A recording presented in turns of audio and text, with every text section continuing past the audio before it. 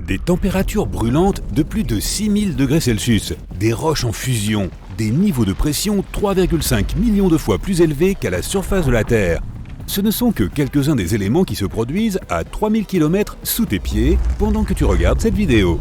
Le Soleil brûle à une température similaire à celle du noyau de notre planète, mais il se trouve à 150 millions de kilomètres. Alors pourquoi la Terre ne fond-elle pas à partir de son propre noyau ? Notre petite planète bleue est composée de nombreuses couches empilées les unes sur les autres. Le noyau interne, le noyau externe, le manteau et la croûte. Plus tu t'enfonces, plus c'est chaud et pressurisé. La tectonique des plaques, ce sont des couches du manteau et de la croûte qui jouent à saute-mouton, qui bougent sans cesse et qui s'amusent. Les scientifiques ont découvert qu'il y a 9 plaques au total dans différentes parties du monde. Lorsque ces plaques se déplacent et se frottent les unes aux autres, des tremblements de terre se produisent. De l'énergie est libérée en conséquence et nous la ressentons en surface. Imagine que tu essaies de fermer une portière de voiture après l'avoir remplie à ras-bord. Tu te rends compte qu'il y a quelque chose qui bloque, tu l'enlèves et boum, tout s'effondre. Il y a des milliards d'années, les continents étaient tous imbriqués dans ce qu'on appelait la Pangée. Mais très lentement, au fil des millénaires, les continents se sont séparés pour former ce que nous connaissons aujourd'hui.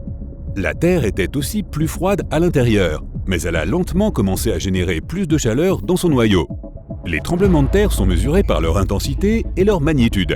La magnitude nous indique la portée des effets d'un tremblement de terre, tandis que l'intensité est la mesure de sa puissance. Dans le manteau, les roches plus froides commencent à s'enfoncer et les matériaux chauds du noyau remontent. Lorsque cela se produit, les plaques commencent à bouger, ce qui crée les montagnes, les collines et les étendues d'eau que nous avons aujourd'hui. Aucun de ces phénomènes ne se produit du jour au lendemain. Il faut des millions d'années pour voir réellement quelque chose. Tout le long des couches de la Terre, il y a différentes sources de chaleur. Elles proviennent principalement de la formation initiale de la planète. Le chauffage par friction se produit lorsque les matériaux commencent à s'enfoncer vers le centre de la Terre. Comme la Terre est entourée d'un manteau solide, la croûte qui flotte au-dessus agit comme une barrière pour nous protéger des entrailles de celle-ci. Mais le secret de son succès réside dans la différence entre la chaleur et la température. En termes simples, la chaleur est simplement de l'énergie, tandis que la température est sa densité. Si le Soleil était à 3000 km de la surface de la Terre et qu'il bouillait à la même température que notre noyau, nous fondrions comme de la glace par une chaude journée ensoleillée. Un choc dû à un petit court-circuit lorsque tu débranches ton chargeur de téléphone de la prise ne sera pas trop dangereux, même si une étincelle peut atteindre une température d'environ 1500 degrés Celsius. Mais si tu plongeais ton corps entier dans un bain d'eau bouillante à environ 100 degrés Celsius, disons que ça ne vaut pas la peine de faire le test. Ce n'est pas parce que la température de la surface du Soleil est à peu près la même que celle du noyau de la Terre que la répartition de la chaleur est la même. Le noyau de la Terre regorge de fer dans toutes les couches. Mais à la surface, les atomes de fer sont disposés en forme de cubes. C'est ce qui se passe lorsque le fer est à température et pression normale. Mais dans des conditions extrêmes, la forme atomique se transforme en hexagone.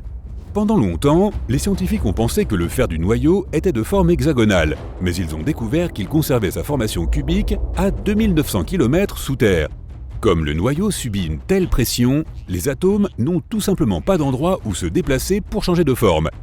Si tu te tenais dans une rame de métro pleine à craquer, tu n'aurais même pas la place de lever ton bras. Mais tout le monde à l'intérieur est capable de changer de position tout en gardant sa forme initiale. C'est pourquoi la structure du noyau de la Terre est solide et non liquide. Les atomes sont tellement serrés qu'ils ne peuvent même pas passer à l'état liquide. Mais dans un monde où le noyau de la Terre se liquéfierait, nous serions témoins des pires conséquences, à commencer par des éruptions volcaniques majeures, des tremblements de terre et des raz-de-marée. Chaque point chaud serait en danger. Et la ceinture de feu serait une fontaine ininterrompue de lave recrachée. Les matériaux froids des couches supérieures descendent vers le noyau et vice-versa. Avec un noyau liquide et incroyablement instable, ce processus serait beaucoup plus rapide. Toutes les grandes villes et villages côtiers seraient emportés par les raz-de-marée et tous les volcans en éruption noirciraient le ciel de cendres et de fumée. Cela empêcherait temporairement la lumière du Soleil de pénétrer dans notre atmosphère et obligerait finalement tout ce qui vole dans les airs à rester au sol. Les terres sur lesquelles nous vivons actuellement ressembleraient à de la glace se détachant d'un glacier et flottant au loin. De nombreux volcans endormis se réveilleraient de leur sommeil et cracheraient leur lave matinale un peu partout. La formation et la structure du sol changeraient perpétuellement. Le magma du fond des fosses océaniques remonterait à la surface et modifierait les courants dans les océans. Le cercle polaire arctique et l'Antarctique fondraient et s'ajouteraient à la montée des niveaux d'eau dans les deux hémisphères. La faune terrestre ne pourrait pas s'épanouir et toute la végétation disparaîtrait. La vie marine devrait trouver un moyen d'échapper au changement de température de l'océan. L'économie mondiale s'effondrerait alors qu'un état d'urgence international serait déclaré pour essayer de trouver un moyen d'arrêter ça. Mais l'humanité s'en sortirait à peine et devrait se battre pour continuer à exister. Bien sûr, une telle chose n'arrivera jamais. Mais si le noyau de la Terre se refroidissait, nous n'aurions pas d'éruption volcanique massive, pas de tremblement de terre dévastateur, ni de raz-de-marée. En fait, aucune de ces choses ne se produirait puisqu'elles ont besoin d'énergie pour fonctionner. Les continents cesseraient de se déplacer et de changer. Voilà un scénario plutôt tranquille, n'est-ce pas? Eh bien non, pas vraiment. Cela signifie que le champ magnétique qui protège notre planète disparaîtra, ce qui nous rendra extrêmement vulnérables au rayonnement cosmique ainsi qu'aux astéroïdes et aux météorites. Les rayons du Soleil seront encore plus intenses que d'habitude, ce qui rendra toute sortie à l'extérieur extrêmement dangereuse. La chaleur produite dans le noyau est responsable du recyclage du carbone qui retourne à la surface. Désormais, le recyclage s'arrêtera complètement. Le carbone est une partie essentielle du dioxyde de carbone, dont les plantes ont besoin pour survivre. Donc tous les arbres et les plantes à la surface et dans l'eau cesseraient de pousser et ne pourraient pas produire d'oxygène pour le reste du monde. Avec les radiations cosmiques et le manque d'oxygène, les humains devraient vivre dans des bunkers avec des systèmes de ventilation artificielle. La surface de la Terre deviendrait une zone interdite et commencerait à ressembler à Mars.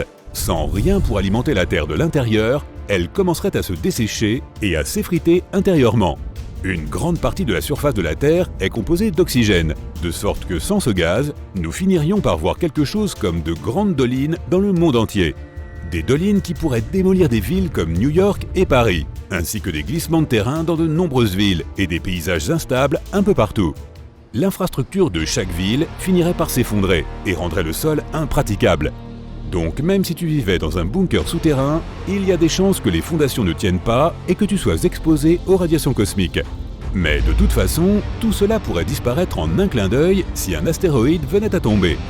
Qu'il soit minuscule ou colossal, nous en verrions plus que de la pluie habituelle.